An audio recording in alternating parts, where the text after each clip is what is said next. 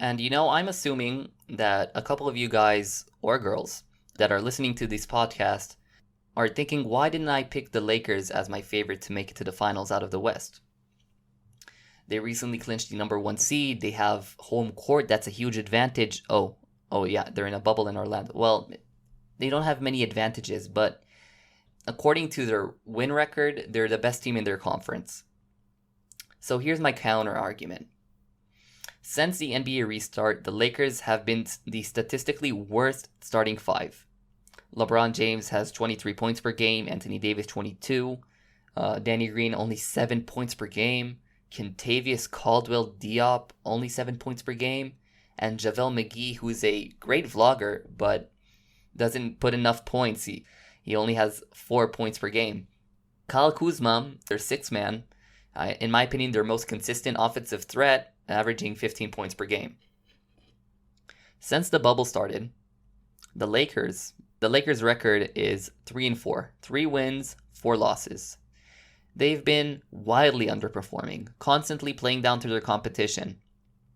I want to look at every game the Lakers played in the bubble to see if this case is true. So the first game, they barely beat the Los Angeles Clippers. For the Clippers, 2 out of their 4 best contributing players, Montrezl Harrell and Lou Williams, were out due to quarantine. The second game they played, they get blown out in the fourth quarter against a legit Raptors team. And there's no excuses why the Lakers should be blown out by a team they should at least be competitive against. The third game they won a close game against the Utah Jazz. But in my opinion, if the Lakers are favorites and they're championship contenders, they should have won by more, be more dominant. Let's see how they carried their momentum through the next stretch of games. So they went on to lose 3 straight games to teams that are worse than them, in my opinion.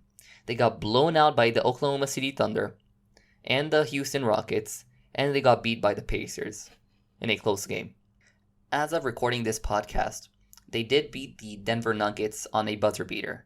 And yeah, 0.4 seconds left in the game is a buzzer beater in my book. Good job, Kyle Kuzma. It was really a nice shot.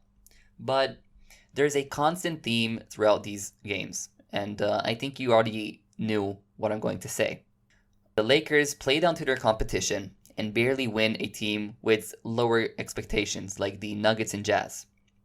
Or they get blown out by legit playoff teams, the Raptors, the Rockets, and the Thunder. To me, the Lakers aren't a true number 1 seed. They're frauds in my opinion. And when I think about it, this team really reminds me of last season's Green Bay Packers in the NFL. The Packers last season finished with a 13-3 record. And if you look at it, it looks pretty good. 13 wins, only 3 losses during the regular season.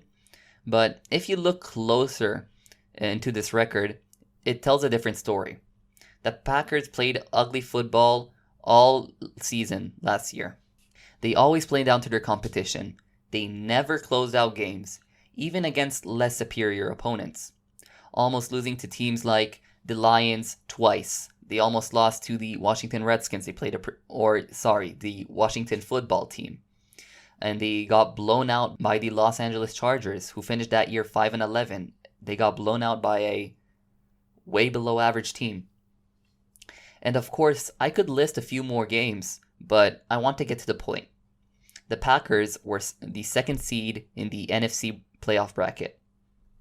And many thought that the Packers didn't deserve that seeding. They didn't play well enough to get such a high seeding in the playoffs. That opinion proved to be right when they got blown out by a far superior 49ers team in the NFC Championship. I think that the Lakers will have a similar but worse fate. If their bad form continues, and they'll constantly play down to their competition and not play like a championship caliber team that they should be, they will get upsetted by the 8th seed. It maybe be the Portland Trailblazers or the Phoenix Suns, I don't know, but they will get upsetted. And if that happens, it'll be a huge stain to LeBron's legacy.